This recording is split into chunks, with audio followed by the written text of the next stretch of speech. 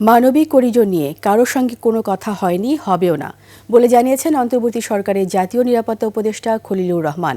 তিনি বলেছেন, করিডোর নিয়ে যুক্তরাষ্ট্র কিংবা চীন কারো সাথেই বাংলাদেশের ওপর কোনো চাপ নাই, আর কোনো রোহিঙ্গা শরণার্থীর চাপ বাংলাদেশের পক্ষে বহন করা সম্ভব নয় বলেও জানান তিনি। মেহেদী হাসানের রিপোর্ট। ওয়ালটন আবারও মিলিয়নিয়ার অফারে ওয়ালটন ফ্রিজ কিনে আপনিও হয়ে যেতে পারেন মিলিয়নিয়ার।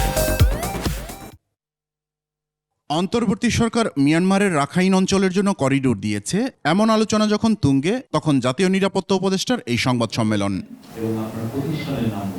তিনি বলেন, আরাকানের মানবিক পরিস্থিতি মোকাবেলায় বাংলাদেশের সীমান্ত দিয়ে জাতিসংঘ তার নিজস্ব সহযোগী সংস্থার মাধ্যমে ত্রাণ পৌঁছে দেওয়ার কথা বলেছে, কিন্তু করিডোর নিয়ে কারোর সঙ্গে কোনো আলোচনা হয়নি।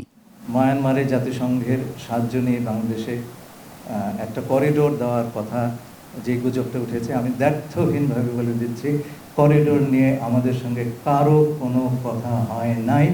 জাতীয় নিরাপত্তা উপদেষ্টা বলেন, মানবিক চ্যানেল দেয়া হবে কিনা সেটা বাংলাদেশের সার্বভৌম সিদ্ধান্ত। মানবিক চ্যানেল তৈরি হলে তার পুরো দায়বদ্ধতা থাকবে জাতিসংঘের উপর। মিয়ানমার আরাকান আর্মি তারা বলল যে ঠিক আছে ভাই, আমরা বিপদে পড়েছি, আমাদের দুটো সাহায্য দাও। তোমাদের বাংলাদেশ আপনাদের ছাড়ার কোনো রুট নাই, আপনারা সেই কেবল বর্ডারটা পার করে দেবেন, আমরা সবাই অ্যাগ্রিমেন্টে আছি, তখন সেটা আমরা বিবেচনা করব। অন্য কোনো দেশের নাগরিকত্ব তার নেই বলেও জানান জাতীয় নিরাপত্তা উপদেষ্টা। আমার একটাই ন্যাশনালিটি, সিটিজেনশিপ, বাংলাদেশের সিটিজেনশিপ। আমি এখানে আসার আগে আমার পরিবারের সঙ্গে আমেরিকায় থেকেছি, কিন্তু আমার কোনো আমেরিকান পাসপোর্ট নাই।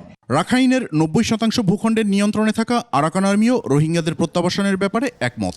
তবে সেখানে যতদিন অস্থিতিশীলতা থাকবে ততদিন পর্যন্ত প্রত্যাবাসনের আলোচনা সম্ভব হবে না বলেও জানান খলিলুর রহমান। হিসাব আমাদের সোজা, সেটা হচ্ছে রোহিঙ্গাদের ফেরত যেতে হবে। মেহেদী হাসান, 21 টেলিভিশন, ঢাকা।